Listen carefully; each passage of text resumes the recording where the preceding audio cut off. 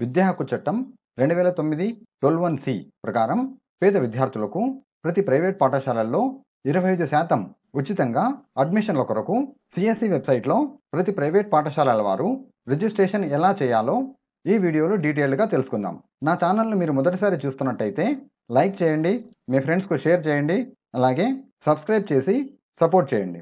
నేను అప్లోడ్ చేసే ప్రతి వీడియో మీరు వెంటనే నోటిఫికేషన్గా పొందాలనుకుంటే పక్కనే ఉన్న బెల్ ఐకాన్ను యాక్టివేట్ చేసుకోండి. ఇక ఆలస్యం చేయకుండా టాపిక్లోకి వెళ్ళిపోదాం. ఆంధ్రప్రదేశ్ రాష్ట్ర ప్రభుత్వ ఉత్తర్వుల ప్రకారం విద్యా హక్కు చట్టం 2009 12(1)(c) ప్రకారం పేద విద్యార్థులకు ప్రతి ప్రైవేట్ పాఠశాలలో 25% ఉచితంగా అడ్మిషన్లు కల్పించడం కోసం ప్రతి ప్రైవేట్ పాఠశాల సిఎస్సి వెబ్సైట్లో రిజిస్ట్రేషన్ చేసుకోవాలి. దానికి గాను ముందుగా మన కంప్యూటర్ లేదా ల్యాప్టాప్లో క్రోమ్ బ్రౌజర్ను ఓపెన్ చేసుకొని పైన కనిపించే సెర్చ్ బార్లో csc.ap.gov.in అని టైప్ చేసి ఎంటర్ ప్రెస్ చేయగానే మనకి ఈ విధంగా సైట్ ఓపెన్ అవుతుంది. ఈ వెబ్సైట్ యొక్క లింక్ క్రింద డిస్క్రిప్షన్లో ఉంటుంది. ఆ లింక్ పై క్లిక్ చేసి మీరు నేరుగా ఈ వెబ్సైట్లోకి వెళ్ళవచ్చు. ఈ వెబ్సైట్లో రైట్ సైడ్ కనిపించే లాగిన్ బటన్ పై క్లిక్ చేసి మీ పాఠశాల యొక్క యూడైస్ కోడ్ మరియు పాస్వర్డ్తో లాగిన్ చేసుకోవాలి. యూజర్ నేమ్ వద్ద మీ పాఠశాల యొక్క డైస్ కోడ్, పాస్వర్డ్ వద్ద స్టూడెంట్ అటెండెన్స్ యాప్లో యూజ్ చేసే పాస్వర్డ్ ఎంటర్ చేసి కింద కనిపించే క్యాప్చా కోడ్ని ఎంటర్ చేసి సైన్ ఇన్ పై క్లిక్ చేయాలి. సైన్ ఇన్ పై క్లిక్ చేసిన తర్వాత సిఎస్సి వెబ్సైట్ ఇంటర్ఫేస్ ఈ విధంగా కనిపిస్తుంది. ఇక్కడ మనం సర్వీసెస్ అనే ట్యాబ్లో స్కూల్ రిజిస్ట్రేషన్ డీటెయిల్స్ అనే ఆప్షన్ పై క్లిక్ చేయాలి. ఈ విధంగా మనకు స్కూల్ రిజిస్ట్రేషన్ ఫామ్ ఓపెన్ అవుతుంది.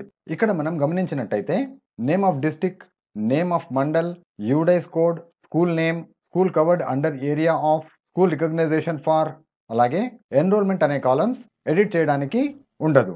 ఇవి కాకుండా మిగిలిన అన్ని కాలమ్స్ మనం ఫిల్ చేయాల్సి ఉంటుంది. ముందుగా సచివాలయం నేమ్ అనే కాలం దగ్గర సెలెక్ట్ చేసుకున్నట్టయితే మన మండలంలో ఉన్న అన్ని సచివాలయాలు డిస్ప్లే చేయబడతాయి.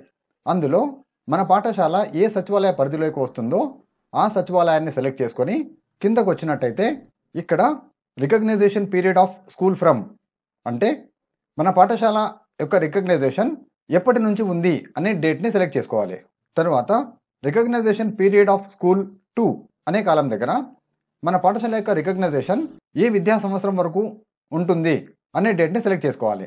అదేవిధంగా రికగ్నైజేషన్ పీరియడ్ సర్టిఫికేట్ అనే కాలంలో మన పాఠశాల యొక్క రికగ్నైజేషన్ కాపీని అప్లోడ్ చేయాల్సి ఉంటుంది. దానికోసం ముందుగా మన పాఠశాల రికగ్నైజేషన్ కాపీని స్కాన్ చేసి ఉంచుకోవాలి. మనం స్కాన్ చేసుకున్న రికగ్నైజేషన్ కాపీని చూస్ ఫైల్ అనే ఆప్షన్పై క్లిక్ చేసి స్కాన్ చేసిన రికగ్నైజేషన్ కాపీని సెలెక్ట్ చేసుకొని అప్లోడ్ చేయాలి. తర్వాత are you sure claiming minority status అనే కాలం వద్ద మన పాఠశాల మైనారిటీ పాఠశాల అయితే ఎస్ అని లేదా నో అని సెలెక్ట్ చేసుకోవాలి. డిస్టెన్స్ ఆఫ్ స్కూల్ ఫ్రమ్ సచివాలయం అనే కాలం దగ్గర మనం ఎంటర్ చేయాల్సిన అవసరం ఉండదు. ఎందుకంటే మనం పైన సచివాలయాన్ని సెలెక్ట్ చేసుకుంటే ఆటోమేటిక్గా మన పాఠశాలకు మన సచివాలయానికి మధ్య ఎంత దూరం ఉంది అనేది ఆటోమేటిక్గా తీసుకోవడం జరుగుతుంది.